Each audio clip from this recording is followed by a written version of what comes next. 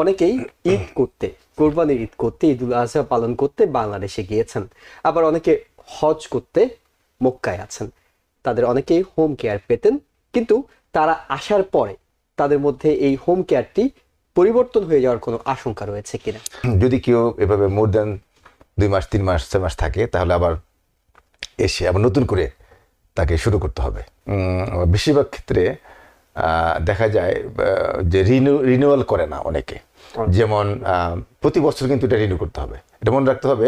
মেডিকেটটা প্রতি বছর রিনিউ করতে হবে। যদি রিনিউ না হয় তাহলে কিন্তু তার সার্ভিসটা বন্ধ হয়ে যাবে। সারা আমেরিকা একটা কান্ট্রি হলো, প্রতিটা স্টেটে বিভিন্ন ল। তো সেক্ষেত্রে নিউ ইয়র্ক স্টেটে যে ল, যে ফ্যাসিলিটি আছে, হয়তো নিউ জার্সিতে সেটা নেই। তো সেই কারণে যেই স্টেটে সে যাবে, সেই স্টেটে তার প্রথমে মেডিকেটটা নিতে হবে। এই মেডিকেটটা প্রত্যেক স্টেটে একরকম না। শুরুতেই আপনাদেরকে জানাবো যেসব ভুলে হোম কেয়ার হারাতে পারেন। এই বিষয়টি নিয়ে কথা বলতে আমাদের সঙ্গে এই মুহূর্তে স্টুডিওতে আছেন ইমিগ্রেন্ট এল্ডার হোম কেয়ারের প্রেসিডেন্ট গিয়াস আহমেদ। গিয়াস ভাই, আপনাকে স্বাগত জানাচ্ছি আমাদের। আপনাকেও ধন্যবাদ যে আমাকে আপনাদের স্টুডিওতে আমন্ত্রণ জানাবার জন্য। দর্শক, এই অনুষ্ঠানটি সরাসরি সম্প্রচার করা হচ্ছে। আমাদের টেলিভিশনের স্ক্রিনে একটি নাম্বার দেখানো আছে। এই নাম্বারে টেলিফোন করে আপনারা এই বিষয়ে যে কোনো প্রশ্ন করতে পারবেন, এবং একই সঙ্গে এই অনুষ্ঠানটি আমাদের ফেসবুক পেজে লাইভ স্ট্রিমিং হচ্ছে। সেখানে গিয়েও কমেন্টসে আপনারা যে কোনো প্রশ্ন করতে পারবেন, আপনাদের মতামত জানাতে পারবেন। আমরা সরাসরি চলে যাব আলোচনা। তার আগে জানিয়ে রাখি, এই অনুষ্ঠানের দ্বিতীয় পর্বে আমরা কথা বলবো ভ্রমণ ও ভিসা স্ট্যাটাস পরিবর্তনে সহায়তা পাবেন কিভাবে। এই বিষয়টি নিয়ে কথা বলতে আমাদের সাথে স্টুডিওতে তখন থাকবেন গ্লোবাল ট্যুরস অ্যান্ড ট্রাভেলস ইনকের সিও প্রতিষ্ঠাতা মোহাম্মদ শামসুদ্দিন বশির। আপনাদের আগাম আমন্ত্রণ জানিয়ে রাখলাম। আমরা সরাসরি চলে যাচ্ছি প্রথম পর্বে আলোচনা। গ্যাস ভাই, সাম্প্রতিক সময় যে দুটি বিষয় ঘটছে, অনেকেই ঈদ করতে, কোরবানির ঈদ করতে, ঈদুল আজহা পালন করতে বাংলাদেশে গিয়েছেন। আবার অনেকে হজ করতে মক্কায় আছেন। এই দুটি ক্ষেত্রে যেটি হয়, তাদের মধ্যে বয়স্ক যারা আছেন তাদের অনেকেই হোম কেয়ার পেতেন, কিন্তু তারা আসার পরে তাদের মধ্যে এই হোম কেয়ারটি পরিবর্তন হয়ে যাওয়ার কোনো আশঙ্কা রয়েছে কিনা? ধন্যবাদ। আসলে একটা গ্রেস পিরিয়ড থাকে, যেমন 1 মাস থেকে 1.5 মাসের মতো একটা গ্রেস পিরিয়ড থাকে। যদি কেউ বলে যায় যে আমি বাংলাদেশে যাচ্ছি বা হজে যাচ্ছি, আমি 1 মাসের মধ্যে ব্যাক করব বা 45 ডেজের মধ্যে ব্যাক করব, তাহলে সেভাবে আমরা নোট দিয়ে রাখি, এবং আসার পরে সেটা আবার উইদাউট এনি কি বলে অ্যাসেসমেন্ট, এটা আবার অ্যাজ ইট ইজ শুরু হয়ে যায়। যদি কেউ এভাবে মোর দেন 2 মাস 3 মাস 6 মাস থাকে, তাহলে আবার এসে আবার নতুন করে তাকে শুরু করতে হবে। একেবারে প্রত্যেকটা স্টেজে কি তাকে নতুন করে শুরু করতে হবে? আবার হ্যাঁ, প্রত্যেকটা স্টেজ বলতে প্রথম যদি শুরু হয়, প্রথম যে তখন তো 3টা ইন্টারভিউ হয়। তো এই 3টা তার লাগবে না, তখন শুধু একটা ইন্টারভিউ তাকে করতে হবে। আচ্ছা, কোনটা লাগবে সেক্ষেত্রে? যেটা নাকি ওই মানে ইন্স্যুরেন্স কোম্পানি, যেটা সিডিপ্যাপ যে ইন্স্যুরেন্স কোম্পানি এমএলটিসি, তারা একটা করবে। আমরা মেডিকেটকেও পাঠাবো। মেডিকেট থেকে ওই মেডিকেট এবং ওই এমএলটিসির সাথে এই দুইটা একটা কোঅপারেশন লাগবে আর কি। তখন কি তার আওয়ার কমে যাওয়া কিংবা অন্যান্য বিষয়গুলো আশঙ্কা সম্ভাবনা থাকতে পারে, আবার কমতে পারে, আবার বাড়তেও পারে। কারণ ডিপেন্ড করে তখন তার নতুন করে অ্যানালাইজ, তখন নতুন করে অ্যাসেসমেন্টটা হবে। কিন্তু এখানে এই একটা ইস্যু আছে। আর একটা ইস্যু আমরা যেটা ফিল করি, এখন আমরা দেখি যে বেশিরভাগ ক্ষেত্রে দেখা যায় যে রিনিউয়াল করে না অনেকে। যেমন প্রতি বছর কিন্তু এটা রিনিউ করতে হবে, এটা মনে রাখতে হবে। মেডিকেটটা প্রতি বছর রিনিউ করতে হবে। যদি রিনিউ না হয় তাহলে কিন্তু তার সার্ভিসটা বন্ধ হয়ে যাবে। আমরা দেখতে পাচ্ছি অনেকেই বলে যে আমরা চিঠি পাইনি, হ্যাঁ, বা দিয়েছি আর ঠিকমতো হয় বা ফিল আপ করতে পারেনি, অনেক সমস্যা হয়।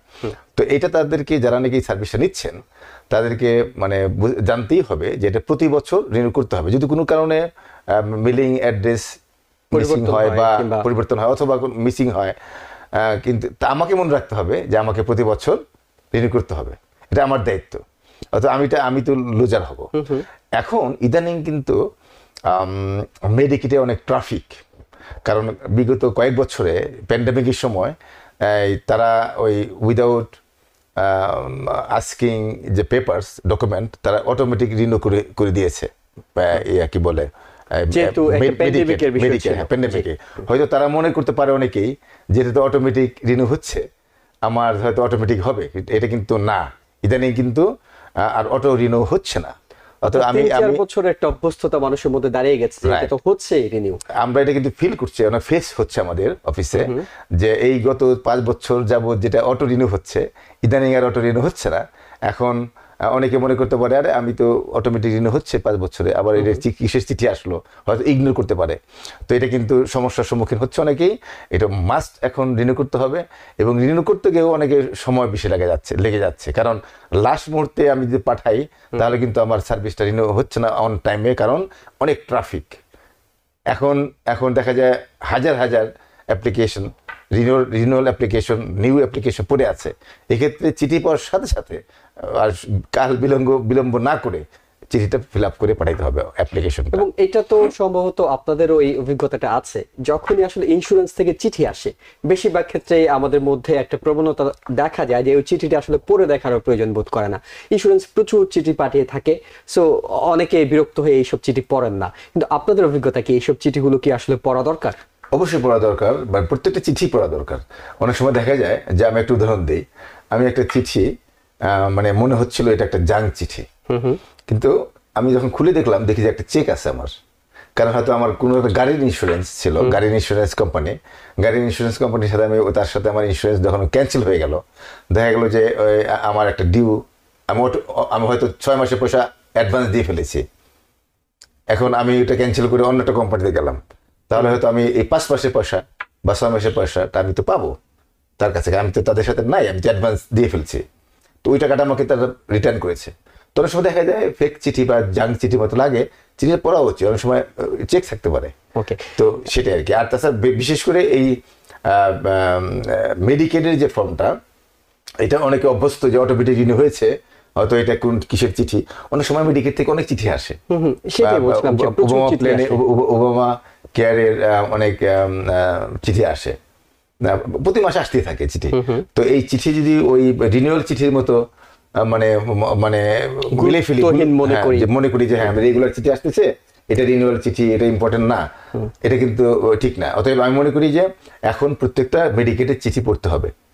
এবং এই ক্ষেত্রে আরেকটা বিষয় আপনার কাছে জানতে চাই, খুবই গুরুত্বপূর্ণ পরামর্শ দিয়েছেন যে সবগুলো চিঠি পড়ে দেখা দরকার, অন্তত গুরুত্বপূর্ণ কোনো ইনফরমেশন যাতে মিস না হয়ে যায়। কিন্তু আপনি বলছিলেন প্রতি বছর এটা রিনিউ করতে হবে, এই প্রতি বছরটা কিভাবে নির্ধারণ হয়? এটা কি যখন থেকে তিনি পাচ্ছেন তখন থেকে 1 বছর পর করতে হবে, নাকি প্রতি বছর একটা নির্দিষ্ট সময় আছে, এই সময়ের মধ্যেই আপনাকে এটি রিনিউ করতে হবে? আমার মেডিকেলটা যদি আজকে রিনিউ হয়, তাহলে আমার আগামী বছর এই সময়টা আমার লাস্ট ডেট হবে। তো সেই ক্ষেত্রে কেন রিনিউ করতে হবে, প্রতি বছর কেন রিনিউ করতে হবে? কারণ আমার ইনকাম বেড়ে যেতে পারে। আমার লাস্ট ইয়ারে ইনকাম কম ছিল, আমার মেডিকেল আমি এলিজিবল ছিলাম। মেডিকেল তো সবার জন্য না, মেডিকেলটা হলো যাদের গরিব, যাদের পয়সা ইনকাম লো ইনকাম, তাদের জন্য মেডিকেল। এখন গত বছর হয়তো আমি মেডিকেলের আওতায় পড়েছি, এই বছর আমার ইনকাম বেশি হয়েছে, আমি মেডিকেল পাবো না। তো সেই কারণে প্রতি বছর আমাকে স্টেটমেন্ট দিতে হবে, আমার ব্যাংকে কত টাকা আছে, আমার ব্যাংক অ্যাকাউন্ট আছে কিনা, আমার জব করি কিনা, জবের কত ইনকাম আছে, সব ডিটেল দিতে হবে। তো সেই ক্ষেত্রে যদি আমি এগুলি না দিই, তাহলে কিন্তু ইনকমপ্লিট অ্যাপ্লিকেশন, তখন কিন্তু ওরা আবার হয়তো ডিনাই করতে পারে বা আরও চাবে। তখন এই চাওয়ার মধ্যে, চিঠি চালাচালির মধ্যে কিন্তু আমার মেডিকেল এক্সপায়ার হয়ে যেতে পারে। সেই ক্ষেত্রে প্রথম থেকেই যদি বেশিরভাগ আমাদের বাংলাদেশিরা যারা হয়তো প্যারেন্টস যারা আসে বাংলাদেশ থেকে, তাদের তো ইনকাম নাই, বাট এটা সবকিছু নো অ্যাপ্লিকেবল দিয়ে আমাকে কে সাপোর্ট দিচ্ছে? আমার প্যারেন্টস, আমার ছেলেমেয়েরা সাপোর্ট দিচ্ছে। তার একটা চিঠি যে আমার প্যারেন্টসকে আমি সাপোর্ট দিচ্ছি দিয়ে সবকিছু, ব্যাংক অ্যাকাউন্ট না থাকে, ব্যাংক অ্যাকাউন্ট নাই দিয়ে মোটামুটি ফিল আপ করে রাইডিতে ছাড়া উচিত। এবং যদি অনেক সময় দেখা যায় যে শর্ট টাইমে যদি আমি পেয়ে থাকি, তাহলে অফিসে গিয়ে হলো, ডাইরেক্ট অফিসে হাত ইন পারসন গিয়ে হলো দিয়ে আসা দরকার, যাতে নির্দিষ্ট সময়ের মধ্যে এটা পৌঁছে যায়। অনেকে মনে করতে পারে হোম কেয়ার এজেন্সি যারা মালিক বা অফিসগুলি হয়তো তারা হেল্প করবে, অটোমেটিক তারা এই কাজটা করবে। এটা তো আমাদের কাজ না, এটা কিন্তু হোম কেয়ারের কাজ না, কারণ যে অ্যাপ্লিক্যান্ট তাকে সাইন করতে হবে, তাকে তো এই স্টেটমেন্টটা তাকে ফিল আপ করতে হবে। অতএব আমি বা আমার অফিস বা অন্য কারো অফিস সেটা করলে সেটা তো ঠিক হবে না, ইলিগাল। কিন্তু এটা কি হয় যে আমরা হেল্প করতে পারি যদি আমাদের অফিসে আসে, যে আমি বুঝি না, আমার এটা কি ইয়েস দিব না নো দিব, সেই ক্ষেত্রে আমাদের অফিসে আসলে আমি হেল্প করতে পারি। কিন্তু এটা আমাদের কাজ না যে তার অ্যাবসেন্টে অটোমেটিক আমরা এই কোনো অ্যাপ্লিকেশন ফিল আপ করে দেবো, এমন না জিনিসটা। অতএব যে অ্যাপ্লিক্যান্ট তাকেই এই কাজটা করতে হবে। আমরা হেল্প করতে পারি, আমাদের অফিসে আসতে পারে যে আমাকে হেল্প করে দেন, কিভাবে ফিল আপ করতে হবে, আমি বুঝতেছি না, সেটা একটা জিনিস। সেই ক্ষেত্রে ইদানিং আমরা ফেস করছি যে মেডিকেয়ারের যে রিনিউয়াল ইস্যুটা, এটা কিন্তু অনেক ট্রাফিক, অনেক হাজার হাজার অ্যাপ্লিকেন্ট পড়ে আছে। অতএব চিঠি পাওয়ার সাথে সাথে এই কাজটা করা উচিত, অথবা মানে তাকে মনে রাখা উচিত যে আমি জুন মাসে যদি আমার এখন রিনিউ করে থাকি, আগামী বছর জুন মাসের আগেই আর 2 মাস আগে থেকে আমাকে রিনিউয়াল প্রসেসটা করতে হবে। ওকে, এই দুটো প্রশ্ন। একটা হলো যে যদি আপনি বলছেন অনেকেই হোম কেয়ার হারিয়ে ফেলছে, তাদের রিনিউ করতে হচ্ছে, যদি তারা রিনিউটা করতে না পারে যথাসময়ে, তখন আসলে কি পরিস্থিতি তৈরি হয়? তাকে কি একেবারে নতুন হিসেবে আবার আবেদন করতে হবে? আর দ্বিতীয় যে প্রশ্নটি আপনার কাছে করতে চাই সেটি হলো যে যদি তার হয়তো জুন মাসের মধ্যেই আবার রিনিউ করার কথা, কিন্তু তিনি কোনো চিঠি পাননি মেডিকেল থেকে কিংবা কোনো কারণে মিসিং হয়েছে, তখন তিনি তো জানেন তার জুনের মধ্যে এটি করতে হবে, তিনি আসলে কিভাবে কি করবেন? তিনি কি সরাসরি চলে যাবেন, নাকি তিনি যদি মিসিং হয় তাহলে তার কিন্তু মেডিকেল না থাকলে এটা তার পেমেন্টও বন্ধ থাকবে, অর্থাৎ তার যে হোম কেয়ার সার্ভিসটা বন্ধ থাকবে। তো এখন আমাদের অফিস থেকে অনেক সময় আমরা অ্যাডভান্স কল করি, ওকে 1 মাস আগে আমরা জানাচ্ছি যে আপনার কিন্তু, যেহেতু আপনার কাছে ইনফরমেশনটা আছে তিনি কখন থেকে আপনার কিন্তু 1 মাসের মধ্যে এক্সপায়ার হয়ে যাবে। তো এই ক্ষেত্রে তাকে অফিসে গিয়ে, যে 1 মাস সময় কিন্তু নাই, শর্ট টাইম, অফিসে গিয়ে রেডিওতে যে আমি মিসিং, আমার কোনো চিঠি পাইনি বা মিসিং হয়েছে, অতএব তারা অফিসে গিয়ে রেডিওতে করতে পারে। আর যদি এক্সপায়ার হয়ে যায়, সাপোজ আমার জুনের আজকে তারিখ, আজকে মনে করেন জুনের 19, তো এখন আমার অলরেডি 1 সপ্তাহ আগে এক্সপায়ার হয়েছে মেডিকেট, তো এই 1 সপ্তাহ আগে থেকে কিন্তু আমার আর সার্ভিস থাকবে না, কারণ মেডিকেট যতদিন পর্যন্ত অ্যাক্টিভ থাকবে ততদিন পর্যন্ত সেই সার্ভিসটা পাবে। আর যে প্রশ্নটি আপনাকে করছিলাম যে তিনি একটা হলো, তো আপনি বললেন যে যদি বাদ হয়ে যায় তাহলে তিনি কি করবেন, আর একটা বিষয় হলো যে আপনি বলছেন সরাসরি গিয়ে, তিনি যদি জানেন চিঠি না পান তাহলে সরাসরি গিয়ে তিনি সেখানে পূরণ করে আসবেন। রাইট। আরেকটা জিনিস আমি উল্লেখ করতে চাই, সেটা হলো আপনি বলেছিলেন যে হজে বা বাংলাদেশে যদি যায়, তো যদি বাংলাদেশে গিয়ে বা যে কোনো দেশের বাইরে যদি যায়, তাহলে অবশ্যই এটা সার্ভিসটা বন্ধ থাকবে। অনেকে কিন্তু মনে করতে পারে যে হ্যাঁ আমি বাংলাদেশে গিয়ে হয়তো আমার সার্ভিসটা চালু থাকবে, আমি টাইম শিট দিব, আমার যারা কেয়ার গিভার তারা পয়সা পাবে, এটা কিন্তু ইলিগেল হবে। অবশ্যই এদেশে থাকতে হবে। যদি বাংলাদেশে যায়, অনেকে কিন্তু করে ধরা খাচ্ছে, এটা ইলিগেল। এটা বাংলাদেশে গিয়ে সে পয়সা মানে কেয়ার গিভার মানে সাথে থাকলেও এটা হবে না। কিন্তু নির্দিষ্ট কোনো সময় কি আছে যে এতদিনের মধ্যে যদি তিনি স্থগিত রাখেন, এতদিন যদি তিনি না থাকেন, তাহলে তাকে এসে নতুন করে করতে হবে? ওই যে বললাম প্রথমে যে ধরেন 1 থেকে 1.5 মাসের মধ্যে আমরা যদি ব্যাক করি, তাহলে এটা মানে রাইট হইতেই, এবং সেটাও জানিয়ে যেতে হবে যে আমি 1 মাস থাকবো বা আমি 1.5 মাস থাকবো। ওকে, আরেকটা বিষয় আপনার কাছে জানি, সেটা হলো ইদানিং এই প্রবণতাটা দেখা যাচ্ছে যে অনেকেই অর্থনৈতিক কারণে হোক কিংবা অন্যান্য কারণে হোক নিউ ইয়র্ক স্টেট ছেড়ে অন্যান্য স্টেটে পাড়ি দিচ্ছেন। তার হয়তো হোম কেয়ার নিউ ইয়র্ক স্টেটে ছিল, তিনি যখন অন্য স্টেটে যাবেন তখন আসলে তিনি কি করবেন? তিনি কি নতুন করে অ্যাপ্লাই করতে হবে সে স্টেটে গিয়ে, নাকি আগের হোম কেয়ারটি তিনি অব্যাহত রাখতে পারবেন? প্রত্যেকটা স্টেটে তার স্টেটের নিজস্ব ল আছে। সারা আমেরিকা একটা কান্ট্রি হলো, প্রত্যেকটা স্টেটে বিভিন্ন ল। তো সেক্ষেত্রে নিউ ইয়র্ক স্টেটে যে ল, যে ফ্যাসিলিটি আছে, হয়তো নিউ জার্সিতে সেটা নেই। তো সেই কারণে যেই স্টেটে সে যাবে, সেই স্টেটে তার প্রথমে মেডিকেটটা নিতে হবে। এই মেডিকেটটা প্রত্যেক স্টেটে একরকম না। অতএব অনেক স্টেটে এই আমাদের মতো নিউ ইয়র্ক স্টেটের মতো মেডিকেট নেই, এবং নিউ ইয়র্ক স্টেটে যে সিডিপ্যাপ, যে আমরা ছেলেমেয়েরা, ফ্রেন্ডসরা অথবা এই ফ্যামিলি মেম্বার্সরা কেয়ার গিভার হতে পারে without any certificate, without any licence, সেটা অন্যান্য স্টেটে নাও থাকতে পারে। তো সেই ক্ষেত্রে ওই যে স্টেটে যাবে, সেই স্টেটে প্রথমে তাকে মেডিকেট নিতে হবে। ওই স্টেটে গিয়ে তার সেই হোম কেয়ারের সাথে যোগাযোগ করতে হবে, ওখানকার রিকোয়ারমেন্ট অনুযায়ী তাকে আবার নতুন করে শুরু করতে হবে। আচ্ছা, আরেকটা বিষয় হলো যে আপনি বলছেন যে অনেকেই হোম কেয়ার হারিয়ে ফেলছেন, রিনিউ করতে পারছেন না, কিংবা নানা ভুলের কারণে সেটা হতে পারে। নতুন করে যখন শুরু করে, আপনারা ইদানিং যে বিষয়টি দেখছেন, আমরাও দেখছি যে নিউ ইয়র্ক স্টেট থেকে আওয়ার কমিয়ে ফেলা হচ্ছে, বাজেট কমিয়ে ফেলা হচ্ছে হোম কেয়ারের জন্য। তাহলে তারা কি নতুন করে যারা শুরু করতে যাচ্ছেন, তারা কি কম আওয়ার পাচ্ছেন, কম বাজেট পাচ্ছেন, কি পাচ্ছেন আসলে? ইদানিং একটু তো আপনারা জানেন গভর্নর বাজেট কমানোর ব্যাপারে একটা তাগিদ দিয়েছে এবং সে ইদানিং একটা কোম্পানি 1FI সাইন করেছে। তারা মনে করছে যে তারা একটা কোম্পানিকে যদি এই সিডিপ্যাপ মানে এই প্রোগ্রামটা হ্যান্ডেল করতে দেওয়া হয় তাহলে স্টেট প্রায় কি some million dollar, not billion, even $700 million তারা সেভ করবে। তো কিন্তু কাস্টমাররা বা কেয়ার গিভার এবং যারা মেম্বার তাদের কিন্তু সমস্যা হবে, তাদের পয়সা কমে। এখন যেমন অনেকে $21 মিনিমাম দিতে হয়, $21 $22, তো তখন তারা $17 দিয়ে শুরু করবে। এই একটা বাজেটে একটা আসছে, $17 দিয়ে শুরু করবে এবং $17 দিবে। এবং একটা কোম্পানির যখন হয়ে যাবে মনোপলি একটা কোম্পানি, তখন এখন আমরা যেভাবে কাস্টমার সার্ভিস দিচ্ছি সেভাবে তারা সেই সার্ভিসটা পাবে না। তো সেই ক্ষেত্রে গভর্নর চাচ্ছে আওয়ার কমে দিতে এবং কেয়ার গিভারকে যে আমরা স্যালারি দিই সেটাও কমানোর চেষ্টা করছে। তবে আমরা কিন্তু প্রোটেস্ট করছি। আমরা অলবানিতে গিয়েছিলাম। আমার এই 20 তারিখে না 23 তারিখে আমাদের গভর্নরের সাথে একটা আমার ফান্ডরেজিং আছে, সেখানে যাব।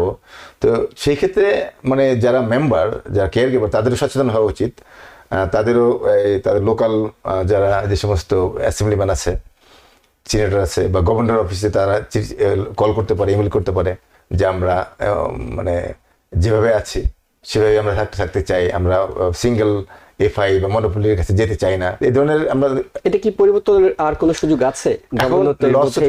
লসট হয়েছে, আমরাও তৎপর। সেক্ষেত্রে যেহেতু সাইন করেছে, আবার আমরা চেষ্টা করে যাচ্ছি যে না হওয়ার জন্য। তো দেখা যাক কি হয়, দেখা যাক। আমরা আশাবাদী যে আমরা এটাকে মানে প্রিভেল করতে পারবো বা তাদের এই সাইন করেছে এটাকে ক্যান্সেল করতে পারবো, আশা করি। আমরা সেই লক্ষ্যে আমরা কাজ করে যাচ্ছি। আরেকটা বিষয় আমরা প্রায় আলোচনা করি, সেটা হলো যারা হোম কেয়ার পাচ্ছেন তারা মেডিকেডে অন্তর্ভুক্ত এবং তাদের আসলে লো ইনকাম। কারণ বেশিরভাগ ক্ষেত্রে বাবা মারা যারা আসেন তারা এটা নেন, তাদের ইনকাম খুব একটা থাকে না। কিন্তু যারা এইখানে বসবাস করছেন, আপনাদের মতো অন্যদের মতো যারা আছেন, যাদের ইনকামটাও হাই কিন্তু তার সেবা দরকার, তিনি বয়স হয়ে গেছে, তিনি কাজ করতে পারেন না, তিনি অনেক কিছু মনে রাখতে পারেন না, বাজার করতে পারেন না, গোসল করতে পারেন না, অর্থাৎ যেসব কারণে হোম কেয়ার পেয়ে থাকেন, তারা আসলে কি করবেন? এটা খুব গুরুত্বপূর্ণ একটা কোশ্চেন আপনি করেছেন। আমেরিকা এমন একটা কান্ট্রি যে যাদের কিছুই নাই, দেখা যাচ্ছে তাদের অনেক কিছু আবার আছে, সরকার তাদেরকে দিচ্ছে। সেই কারণে দেখবেন বড় বড় যে সেকশন 8 থেকে শুরু করে অনেক আপনার ফ্যাসিলিটি, এই যে মেডিকেল মানে বিল দিতে হচ্ছে না, জিরো। আবার আপনার এই যে হোম কেয়ার থেকে শুরু করে অনেক কিছু তারা কিন্তু পাচ্ছে, যাদের টোটালি লো ইনকাম। কিন্তু যাদের মিডিয়াম বা যারা মানে মিডল ক্লাস, মধ্যবিত্ত শ্রেণীর যারা এই মেডিকেটটা পাচ্ছে না, মেডিকেট রিকোয়ারমেন্ট আছে যে এত $1,000 ইনকাম হলে সে মেডিকেট পাবে, এর উপরে হলে সে ওবামা কেয়ারের তাকে প্রিমিয়াম দিতে হবে। তখন প্রিমিয়াম যদি আমি দেই মাসে $100-200 করে, তাহলে আমি কিন্তু আমার রিয়েল মেডিকেটটা নেই, তো আমার এটা ওবামা কেয়ারে চলে গেলাম, আমাকে এক্সট্রা প্রিমিয়াম দিতে হচ্ছে, দেখবে আই এম নট কোয়ালিফাইড এই ফর হোম কেয়ার। এটা একটা ইস্যু। দ্বিতীয় ইস্যু হলো যারা অনেক আছে যে জব করেছে, সিটি জব করে বা একটু মিডল ক্লাসের ইনকাম বেশি, তার যদি মেডিকেট না থাকে তাহলে সেও কিন্তু এই সেবাটা পাচ্ছে না, হোম কেয়ার সেবাটা পাচ্ছে না। তো এমন আমি দেখেছি অনেক আমাদের কাছে এসেছে যে এখন বয়স হয়েছে, তার রিয়েল কেয়ার গিভার দরকার, ছেলেমেয়ে হয়তো ছেলেমেয়েরা আলাদা থাকে বা ছেলেরা ব্যস্ত, কিন্তু তার সেবাটা কিন্তু সে পাচ্ছে না, বিকজ অফ তার মেডিকেট নেই। হয়তো সেই এই লোকটা একসময় এই ছেলে মেয়েদের জন্য তার জীবন উৎসর্গ করেছে, ছেলে মেয়েদেরকে জন্য দেশ থেকে এনেছে। এখন দেখা যায় সেই ছেলেমেয়েরা যেহেতু তার মেডিকেট নাই, ইনকাম একটু বেশি কারণে তার হয়তো এখন সে পেনশন পাচ্ছে। সে আবার অনেক ছেলে মেয়ের পক্ষে হয়তো চাইলেও সম্ভব নয়, দিনের বেলা হয়তো চাকরি করছে, রাইট, কিন্তু এখন তাকে এক্সট্রা একটা লোক রেখে হলো তাকে সেবাটা দিতে হবে, কারণ সে আমাদের জন্য কাজ করেছে। কারণ এখানে দেখা যায় অনেক সময় দেখা যায় সে কিন্তু $700-800 যদি সে ডিজেবিলিটি পায়, আবার দেখা যাচ্ছে যে সে পেনশন পাচ্ছে, তো দেখা যায় সে তার ইনকামটা বেড়ে যাচ্ছে, বাড়ি আছে, বাড়ি থেকে তার ইনকামটা বেশি হয়ে যাচ্ছে এবং সে মেডিকেট অ্যালাউ করে না তার। তো সেই ক্ষেত্রে তারা কিন্তু সাফারার, তারা সাফার করছে।